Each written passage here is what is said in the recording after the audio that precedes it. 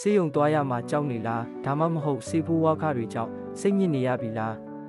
ဒီနေ့မှာတော့ဆရာဝန်တွေတောင်အံ့ဩသွားစေမဲ့လှုပ်ဝက်ချက်တစ်ခုကိုပြောပြပေးတော့မှာပါဒီဆေးရည်တစ်ခွက်ထဲနဲ့တင်တင့်ရဲ့ကြောက်ကပ်ကိုဆေးကြောပေးနိုင်ပြီးခန္ဓာကိုယ်ထဲကအဆိပ်တောက်တွေကိုအမြင့်ပြတ်ရှင်းလင်းပေးနိုင်ပါတယ်အရင်ဆုံးကျွန်တော်တို့မှာကြက်သွန်ဖြူ3တက်ရှိဖို့လိုပါတယ်ကြက်သွန်ဖြူကိုအဆိပ်လေးတွေဖြစ်အောင်တေချာလိလိုက်ပါပြီးရင်တော့တံမြာသီးနှလုံးကိုအကွင်းလိုက်လေးတွေလှီးပေးရပါမယ်နောက်ထပ်အရေးကြီးဆုံးပါဝင်ပစ္စည်းကတော့နနွေးမုတ်လက်ဖက်ရည်စွန်းတစုံပဲဖြစ်ပါတယ်နနွေးမ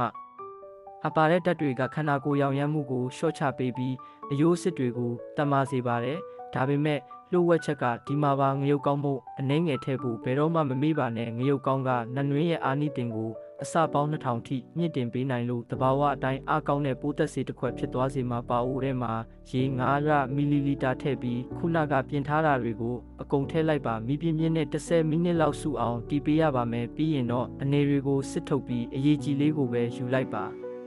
ဒီဆေးရည်ကိုမနက်စာမစားခင်ဘိုက်ထဲမှာဘာမှမရှိသေးတဲ့အချိန်နေ့တိုင်းတစ်ခွက်တောက်ပေးပါနှစ်ပတ်လောက်ဆက်တိုက်တောက်ရင်တင့်ရဲ့ကြောက်ကပ်အသက်ရှူလမ်းကြောင်းနဲ့အစာချေစနစ်တွေကအသစ်တိုင်းပြန်လဲအားကောင်းလာပါလိမ့်မယ်အချို့ကြိုက်ရင်ပြားရည်လေးနည်းနည်းထည့်တောက်လို့ရပါတယ်ဒီလိုတဘာဝနီလန်းတွေကိုကြိုက်နှစ်သက်တယ်ဆိုရင်မှတ်ချက်မှာတကနေ10အထိအဆင့်သတ်မှတ်ပေးခဲ့ပါဦးအားလုံးပဲတက်ရှိကျမ်းမာကြပါစေ